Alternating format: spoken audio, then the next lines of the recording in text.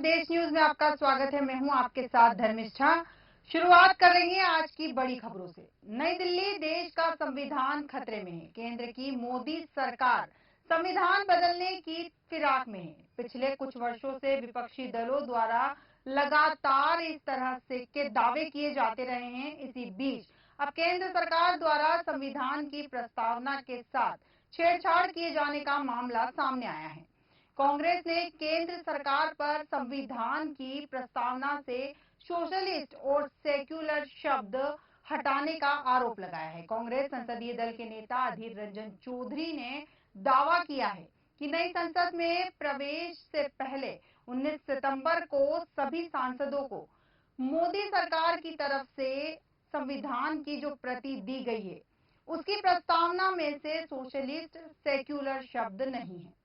उन्होंने आगे कहा कि वे इस बात को कल ही संसद में उठाने वाले थे, लेकिन उन्हें मौका नहीं दिया गया। अधीर रंजन चौधरी ने संविधान की प्रस्तावना का जिक्र करते हुए कहा कि संविधान की प्रस्तावना में से ऐसे शब्दों को हटाया जाना चाहिए और साथ ही उन्होंने कहा कि संविधान की प्रस्तावना में से ऐसे शब्दों को हटाया जाना गंभीर मुद्दा है। चौधरी ने कहा, हमें पता है कि सोशलिस्ट सेक्युलर शब्द संविधान में 1976 में संशोधन के जरिए शामिल किए गए थे और ये शब्द तब से ही संविधान का हिस्सा है।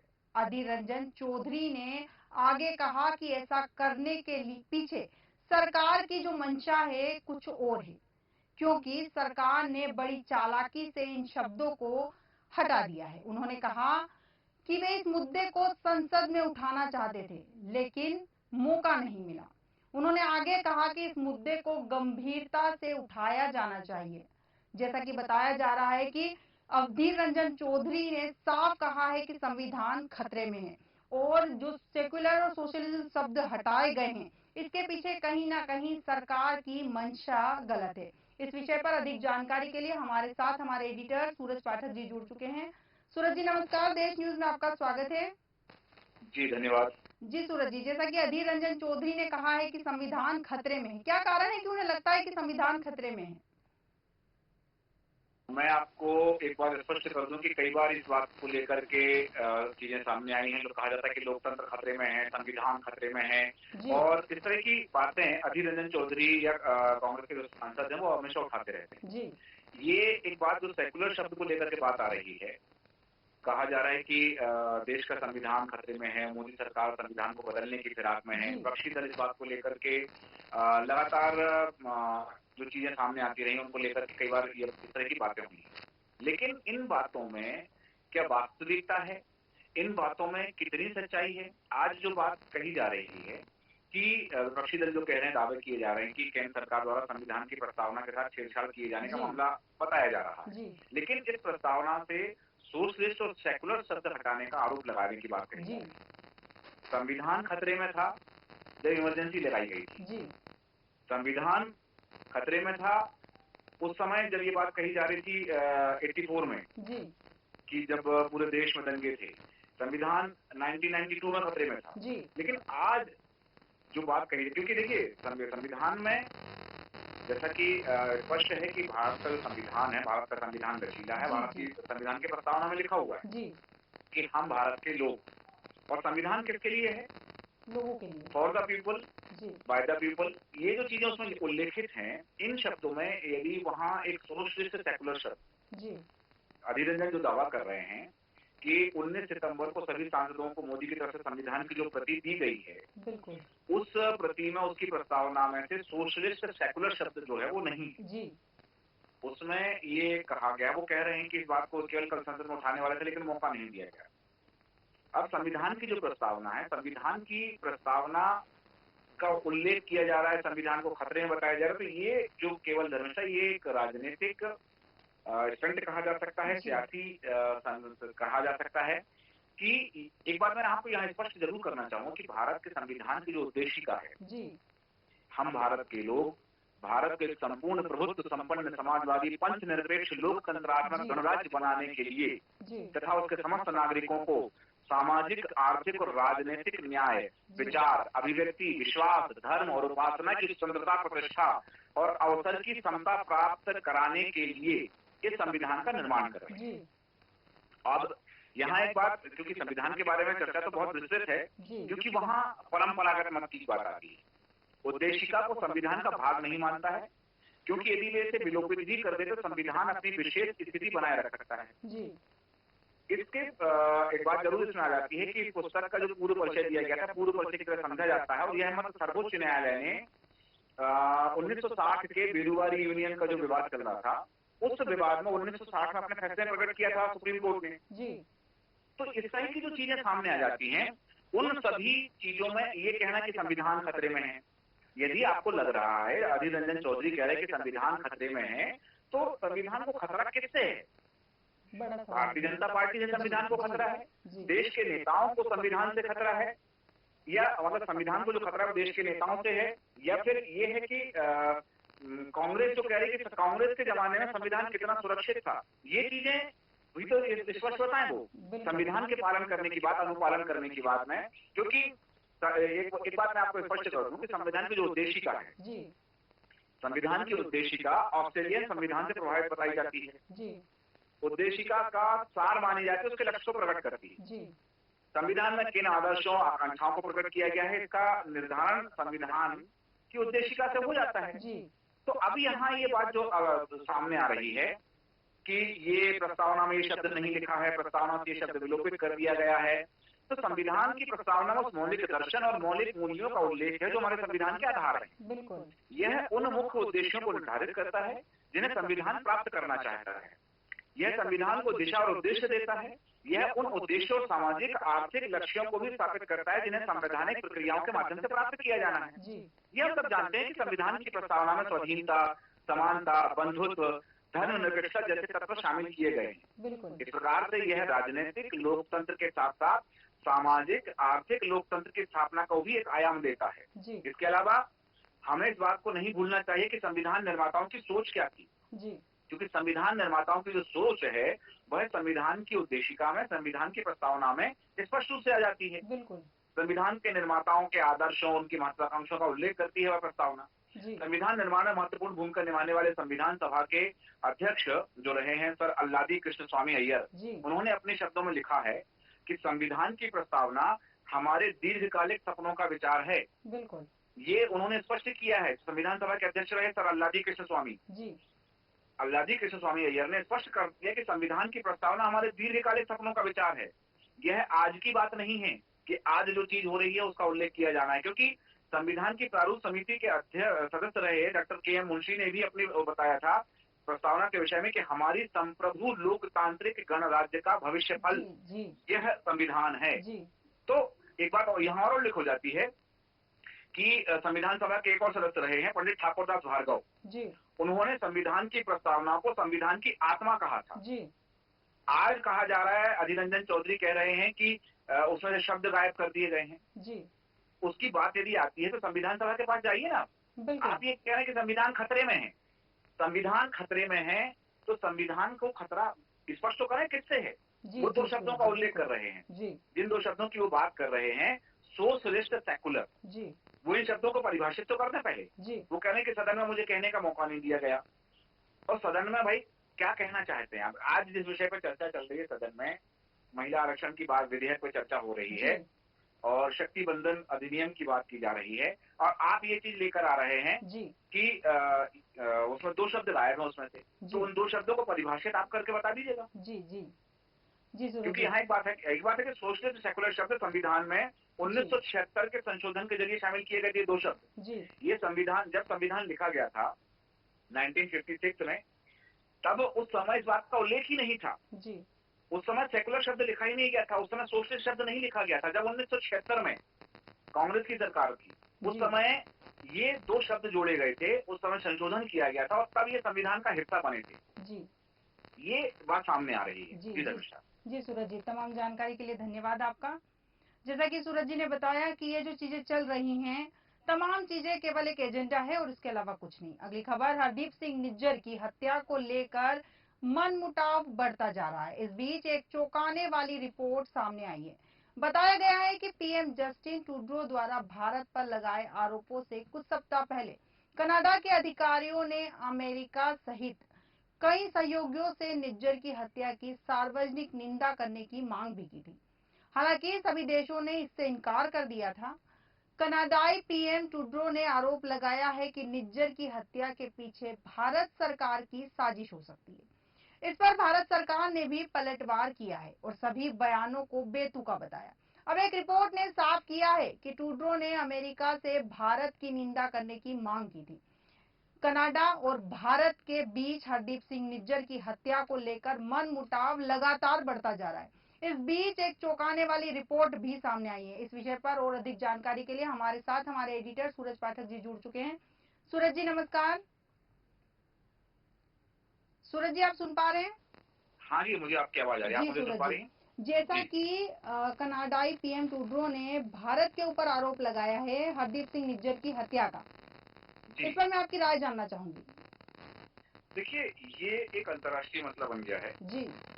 और इस मसले पर पहले भी चर्चाएं हो चुकी हैं, पहले भी कई बार इस तरह की वार्ताएं छिड़ी हैं। जी। लेकिन यहाँ एक बात जरूर सामने आ रही है इस पूरे मसले को लेकर के जी। कि ये जो बात पहले भी निकली है और इस पूरे मामले में को लेकर के जी। क्योंकि एक रिपोर्ट जारी है, उस रिपोर्ट में कहा गया है कि बाइडेन प्रशासन और उसके सहयोगियों के सामने आने वाली राजनयिक चुनौतियों पर प्रकाश डाला गया है, क्योंकि भारत के साथ संबंधों को बढ़ाने की कोशिश की जा रही है। बिल्कुल। कनाडा और भारत के बीच आरोप प्रत्यारोप का खेल अब जो शुरू हो चुका है। कनाडाई पीएम जो प्रधानमंत्री हैं ट्रूडो ने आरोप लगाया कि हरदीप सिंह निज्जर की हत्या के पीछे भारत सरकार की साजिश हो सकती है। जी। हालांकि भारत सरकार ने इसका जवाब दिया। उन्होंने कहा कि ये बेतों के आरोप हैं, बेतों के बयान हैं, क्योंकि अमेरिका की एक रिपोर्ट आई थी, मीडिया रिपोर्ट थी, जिसमें उल्लेख किया गया था कि नई दिल्ली में सितंबर में होने वाले G20 शिखर सम्मेलन से कुछ हफ्ते पहले 5 देशों के वरिष्ठ अधिकारियों के बीच चर्चा हुई थी और इस चर्चा में कोई सार्वजनिक उल्लेख नहीं किया गया था। तो उस रिपोर्ट में कहा गया था निज्जर को 2020 में भारत की सुरक्षा एजेंसियों द्वारा आतंकवादी घोषित कर दिया गया था और उस पर पंजाब में हमलों का समर्थन करने का आरोप लगाया गया था। और भारत ने आज जो आरोप लगाया जा रहा है, कनाडा के द्वारा आरोप लगाया जा रहा है कि भारत ने हत्या कर दी है, लेकिन भारत ने 2022 में उसके प्रत्यार्पण की मांग की थी। यदि वो प्रत्यार्पण हो जाता तो ये स्थिति निर्मित नहीं होती। और आगे जो बात आ रही है कि भारत, कनाडा, ऑस्ट्रेलिया, ब्रिटेन और संयुक्त राज्य अमेरिका जैसे देशों पर खालिस्तान आंदोलन पर कार्रवाई करने के लिए दबाव डाला जा रहा था। इन राज्यों में सिख समुदाय महत्वपूर्ण है। लंदन में और कनाडा में लगातार खालिस्तानी समर्थक प्रदर्शन करते रहते हैं, इससे तनाव भी बढ़ रहा है। यह कूटनीतिक विवाद ऐसे समय सामने आया जब पश्चिमी देश प्रधानमंत्री नरेंद्र मोदी की नीतियों की आलोचना करने से बचते हुए भारत के साथ अपनी धरातल की राजनीति और व्यापारिक साझेदारी को मजबूत करना चाह रहे हैं। यहाँ एक दुविधा जरूर है कि दक्षिणी एशिया के जो देश है वहाँ एक चीजें सामने के पश्चिमी सरकारों के सामने ये एक बड़ी दुविधा बनने वाली है, क्योंकि पश्चिमी सरकार ने जो वहाँ के देश हैं कनाडा को एक सहयोगी रूप में स्वीकार किया है, बिल्कुल, लेकिन एक प्रमुख रणनीतिक भागीदार के रूप में भारत के साथ संबंधों को महत्व दिया है। अब उन पश्चिमी देशों के साथ ये दुविधा जरूर होगी कि वो भारत सरकार के साथ कितना है या कनाडा सरकार के साथ कितना है। जी सूरज जी, क्योंकि जो बयान आया था कि कनाडा की विदेश मंत्री मेलानी जोली हैं, उन्होंने कहा था कि ट्रूडो ने राष्ट्रपति बाइडेन और ब्रिटिश के प्रधानमंत्री ऋषि सुनक के समक्ष इन आरोपों को उठाया था। बिल्कुल। और जब ये आरोप लगाएगा उस समय ये दोनों वहां उपस्थित थे कि ट्रूडो ने, जब उन्होंने कहा था कि बाइडेन और ऋषि सुनक वो उस समय उपस्थित थे, उसके जवाब में अमेरिका ने चिंता जरूर व्यक्त की थी, कनाडा की जांच और अपराधियों को न्याय के दायरे में लाने के महत्व पर जोर दिया था। लेकिन जैसा कि मैंने पहले उल्लेख किया कि उसके पहले भारत उसके प्रत्यर्पण की बात कह चुका था। ऑस्ट्रेलिया ने भारत के साथ यह मुद्दा उठाया था, लेकिन इस विषय पर संयुक्त राष्ट्र महासभा में चर्चा होने की उम्मीद जरूर है कि अब इस विषय पर जो है वो संयुक्त राष्ट्र सभा में चर्चा हो सकती है। बिल्कुल बिल्कुल सूरज जी। जी सूरज जी, तमाम जानकारी के लिए और हमारे साथ जुड़े रहने के लिए बहुत बहुत धन्यवाद आपका। जैसा कि सूरज जी ने बताया कि इस विषय पर चर्चा हो सकती है। अगली खबर है, मध्य प्रदेश में रुक रुक कर हो रही बारिश के बाद डेंगू का संक्रमण बढ़ने लगा है। राजधानी भोपाल में बीते एक हफ्ते में 50 से ज्यादा डेंगू संक्रमित मरीज अस्पताल पहुंचे। मरीजों की संख्या बढ़ने से स्वास्थ्य विभाग ने राजधानी के 9 इलाकों में डेंगू सेंसिटिव जोन घोषित किया है। इन इलाकों के अतिरिक्त सावधानी रखी जा रही है। जिला मलेरिया अधिकारी ने इसकी पुष्टि करते हुए एक रिपोर्ट दी है। रिपोर्ट में सेंसिटिव इलाकों में इस साल 266 डेंगू मरीज मिलने की जानकारी दी गई है। जिला मलेरिया अधिकारी अखिलेश दुबे ने बताया कि भोपाल में डेंगू का संक्रमण फिलहाल नियंत्रण में है, लेकिन बीते एक हफ्ते से रोजाना औसतन 9 नए मरीज मिल रहे हैं। अगस्त में यह संख्या औसत 6 थी। सितंबर में रोजाना मिल रहे नए मरीजों की संख्या में इजाफा बारिश के बाद हुआ है। रिपोर्ट के मुताबिक मध्य प्रदेश में डेंगू के सबसे ज्यादा मरीज राजधानी भोपाल में मिल रहे हैं। भोपाल में डेंगू संक्रमितों का आंकड़ा 266 है, जबकि ग्वालियर में 183 और इंदौर में 120 डेंगू पॉजिटिव मरीज मिले हैं। वहीं पूरे प्रदेश में डेंगू बुखार के इस साल 1300 मरीज मिल चुके हैं।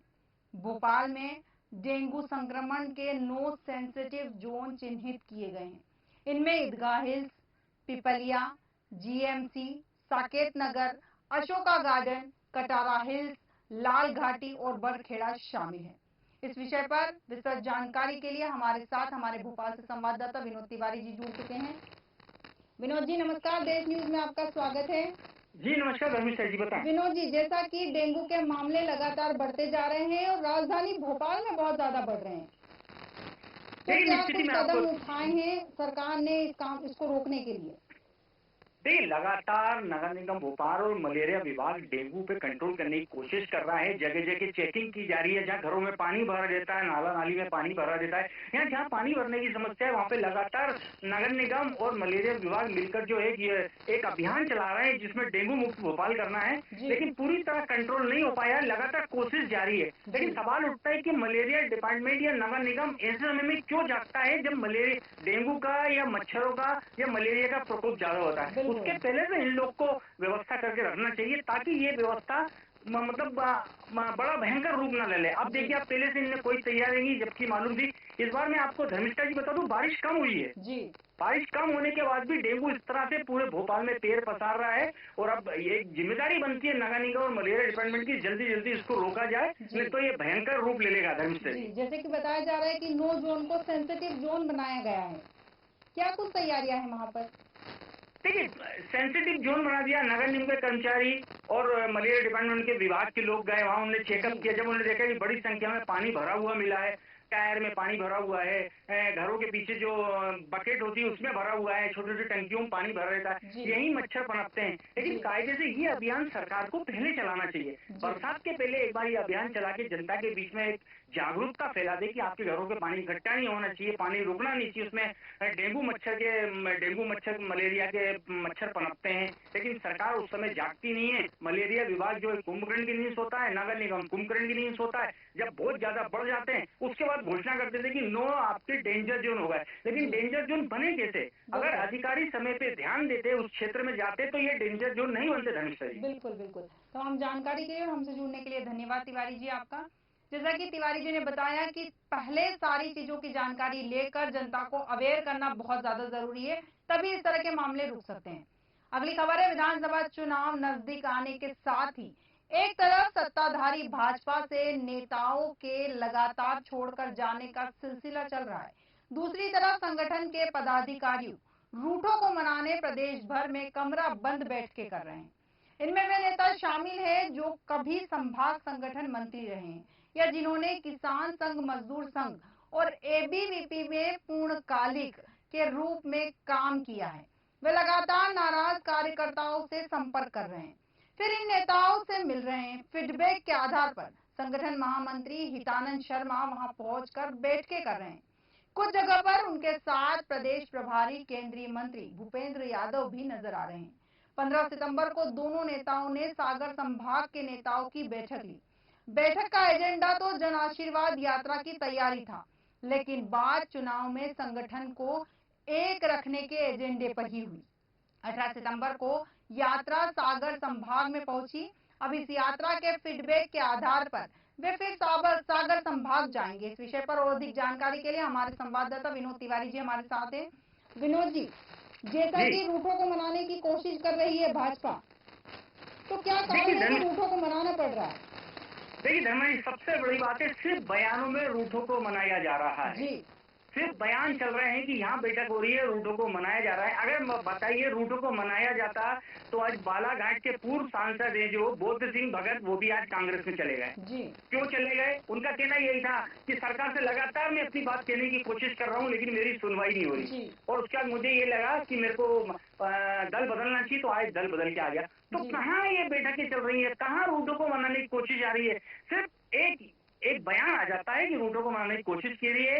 एक कमरे में 4 नेता, जो जिम्मेदार नेता हैं राजनीतिक दल के, वो इकट्ठे हो जाते हैं, आपस में विचार विमर्श करते हैं और घोषणा कर देते हैं कि हम रूटों को मनाने की कोशिश कर रहे हैं। इसके बीच में मैं आपको बता दूं, घर में से ही एक बड़ी खबर आ रही है। भारतीय जनता पार्टी के विधायक जो रामपाल जी हैं, उनने नया बयान देकर राजनीति में हलचल मचा दी। उनका कहना था कि कांग्रेस में हम योजनाबद्ध तरीके से अपने लोगों को भेज रहे हैं, हम बोलते हैं जाके वहां फोटो खिंचवाइए और जानकारी दीजिए।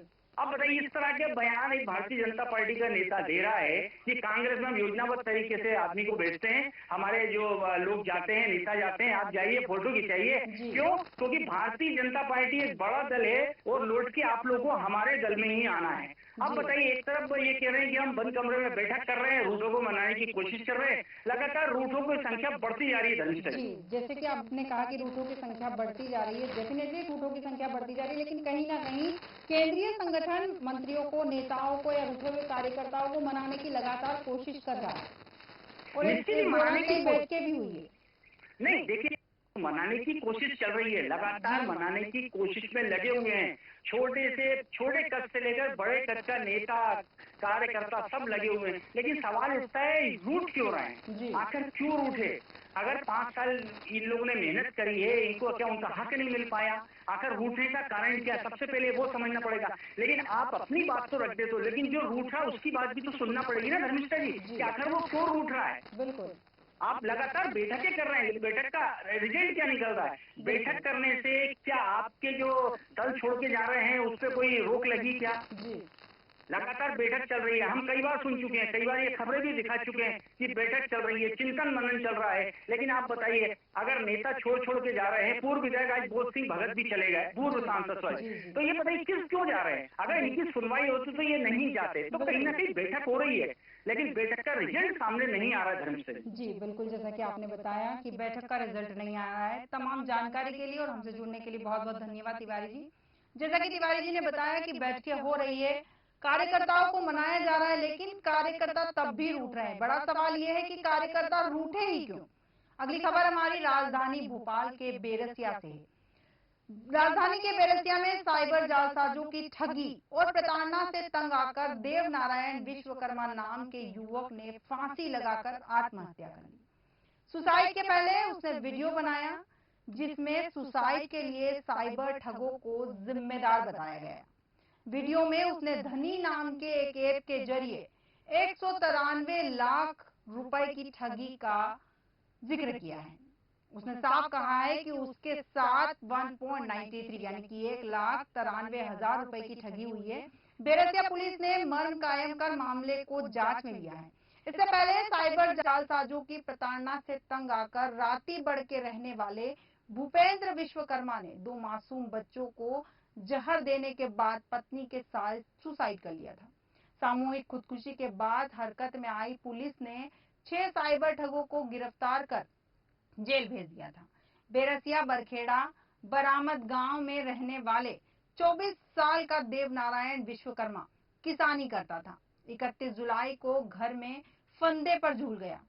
खुदकुशी के पहले उसने वीडियो बनाया जिसमें साइबर जालसाजों की प्रताड़ना से तंग आकर जान देने की बात लिखी थी। युवक 8 महीने की एक बच्ची का पिता था। उसकी 1 साल पहले ही शादी हुई थी। इस विषय पर और अधिक चर्चा के लिए हमारे साथ हमारी सहयोगी स्नेहा तिवारी जुड़ चुकी है। स्नेहा, देश न्यूज में आपका बहुत स्वागत है। जी, जैसा कि स्नेहा बताया जा रहा है कि साइबर ठगी के मामले लगातार बढ़ते जा रहे हैं, क्या कारण है कि साइबर ठगी लगातार बढ़ती जा रही है? देखिए, साइबर क्राइम की अगर हम बात कर रहे हैं यहाँ पे, तो साइबर क्राइम जो है वो जाहिर तौर पर बिल्कुल बढ़ा है। यहाँ पे अवेयरनेस की कमी नजर आ रही है। जो लोग हैं उनमें साइबर की चीजों को लेके यूज तो सब डिजिटली अपडेटेड हो गए हैं, लेकिन जब हम यहाँ पे साइबर क्राइम की बात कर रहे हैं तो यहाँ पर लोगों के पास अवेयरनेस नहीं है कि हमें एक्चुअली में, अगर सपोज अगर यहाँ पे आता है कि हमारे पास कोई SMS आता है, मैसेज आता है, उसमें हमको लिखा होता है कि हमें ये चीज फ्री मिल रही है, तो उसमें तुरंत इंसान जाके क्लिक कर देता है, जबकि नहीं करना चाहिए। बिल्कुल। अवेयरनेस नाम की चीज यहाँ पे ये गैप हो जाता है। इस गैप की वजह से मेरे हिसाब से साइबर क्राइम जो है वो ज्यादा बढ़ रहा है। जैसा कि स्नेहा आपने कहा अवेयरनेस की कमी, तो कहीं ना कहीं सरकार लगातार गाइडलाइन जारी करके आम जनता को अवेयर करती है कि आप किसी भी लिंक पर क्लिक ना करें, बिना जांचे या बिना परखे किसी वेबसाइट पर न जाए। उसके बावजूद लोग लोन लेने के लिए कहीं आधार कार्ड के नाम से, कहीं रिजल्ट के नाम से, किसी न किसी माध्यम से लगातार ठगी का शिकार हो रहे हैं। तो क्या करके वो बच सकते हैं कि वो ठगी का शिकार ना हो? देखिए, सरकार तो अवेयर कर रही है, जी। ठीक है, सरकार बहुत सी चीजों के लिए अवेयर करती है, लेकिन ये बिल्कुल अपने ऊपर डिपेंड करता है कि हम कितना जो है उस चीज को लेके सक्रिय हैं। लेकिन यहाँ पर अगर हम साइबर क्राइम की बात कर रहे हैं तो हम खुद से यहाँ पे इनिशिएटिव ले सकते हैं कि हम क्योंकि डिजिटली ये सारी चीजें हो रही हैं और हमको पता है कि हम यहाँ पर हमारे साथ कुछ न कुछ गलत हो सकता है, तो हम हर एक स्टेप पे एक क्रॉस चेक कर सकते हैं जो भी हम कर रहे हैं इन वेबसाइट पे, इंटरनेट पे। अगर हम ट्रांजैक्शन कहीं पे कर रहे हैं तो हम एक क्रॉस चेकिंग कर सकते हैं कि ये वैलिड वेबसाइट है कि नहीं, ये वैलिड चीज है कि नहीं। अगर हम क्रॉस चेक करेंगे तो डेफिनेटली हम किसी भी साइबर क्राइम का शिकार नहीं हो पाएंगे। बिल्कुल स्नेहा जी, जैसा कि आपने कहा कि हम अलर्ट रहेंगे और जांच पड़ताल करने के बाद लिंक पर क्लिक करेंगे तो हम किसी भी फ्रॉड का शिकार नहीं होंगे। तमाम जानकारी के लिए धन्यवाद स्नेहा जी आपका। जैसा कि स्नेहा ने बताया कि अलर्ट रहना, अवेयर रहना बहुत ज्यादा जरूरी है। और साइबर जालसाजों की प्रताड़ना से तंग आकर जो लोग जान देते हैं, सबसे बड़ी बात यह है कि जब वो प्रताड़ना से तंग होते हैं या प्रताड़ित होते हैं तो उन्हें इसकी शिकायत साइबर थाने में करनी चाहिए। जान देना समस्या का हल नहीं है। फिलहाल हमारे आज के इस खास खबरों के कार्यक्रम में इतना ही। आप बने रहिए देश न्यूज के साथ। नमस्कार।